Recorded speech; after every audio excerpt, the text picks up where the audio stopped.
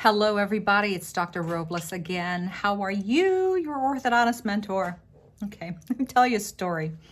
I read an article from the AJO. It's funny, but it's true because I've had a couple personal stories as well reading that article. There was this patient named Jake that was referred by his general dentist to the orthodontist, to tell the story, to line up his mandibular anteriors. And prior to that, he was sent by his general dentist to two periodontists to have an evaluation of whether they should do some kind of gingival graft before ortho treatment, and or after, or whenever. So this patient saw the two periodontists, okay, prior to seeing the orthodontist, and one said, yes, you have to do it before the treatment, and the other said you have to do it after. So it was conflicting. So the patient that was telling the story to the orthodontist saying, well, what do you think? You're going to be the tiebreaker. And the orthodontist states, well, normally we suggest to do any possibly gingival grafting after the movement of the teeth, but because you have something going on here, I would suggest you do this before we start treatment. And the patient goes, well, I was afraid of that because the first one apparently suggested that, not because the patient agreed or disagreed with that suggestion, but he shows his iPhone, his cell phone, that he took photos to the orthodontist saying, I would never go back there. Look at this.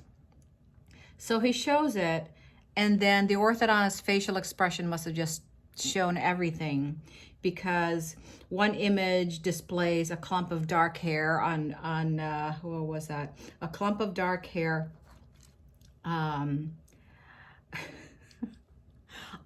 one of the operatory tiles, and the second one portrays a yellowed cracked keyboard cover in the same operatory areas, and the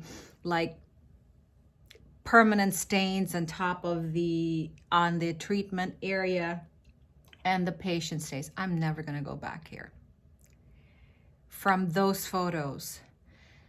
So you have to consider from the patient's point of view, if you were that patient and you were surrounded by, what are you surrounded with? And the patient states, I won't go back there. Who knows if the tools he uses for my surgery are clean?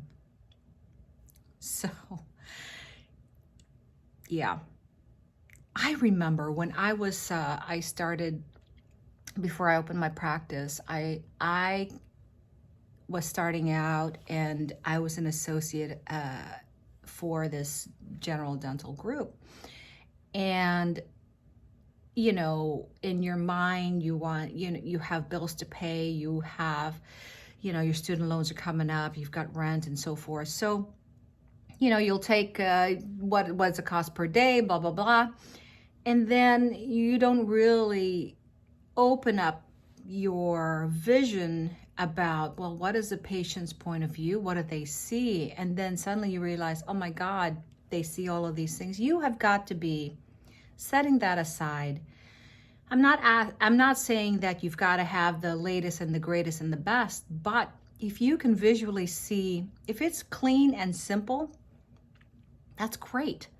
But if you can visually see all of these things happening, stains, spots, cracks on the walls, dirty carpets, stuff that's, yes, the patient is going to be sitting in that chair thinking and looking before you come to the operatory and have already made that judgment about you. So just be super careful and just sit down in that chair.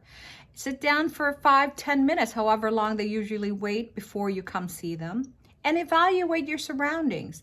And when you lean back, which is what I did, I looked at the mirror and made sure that there was that was clean. So these are things that nowadays the patient will evaluate you. It doesn't matter how great your treatment is, if you're the best here and the best there. But if your surroundings do not emanate you, it's time to consider changing your surroundings or upgrading. Okay?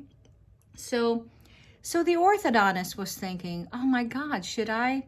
Because the orthodontist refers a lot of patients to this periodontist. And the orthodontist, is it my duty is it my job, or what do I do? Is it my responsibility to discuss what I've received, information I've received from my patient? My feeling to that is hell yes. Yes, because it is my responsibility to relay that information.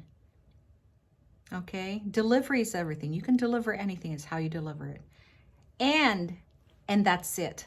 It is not your responsibility to follow up to see if that period did it. No, you've left it there, and now it's that professional's responsibility or decision to figure out what he wants to do.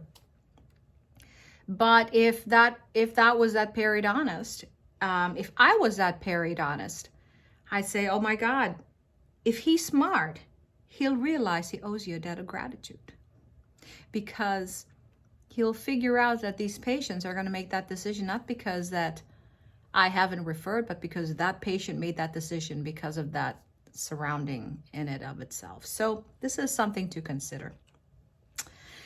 We just don't talk about ortho. So if you have any questions, or if you want to discuss these things further, I do have a program that I have developed specifically for experienced dentists only. It's a master program. And it is a short term, so because that's all you'll need. That's all you'll need. It's going to be fun. All right. Hopefully we'll see you on the other side. You guys have a great day. Bye for now.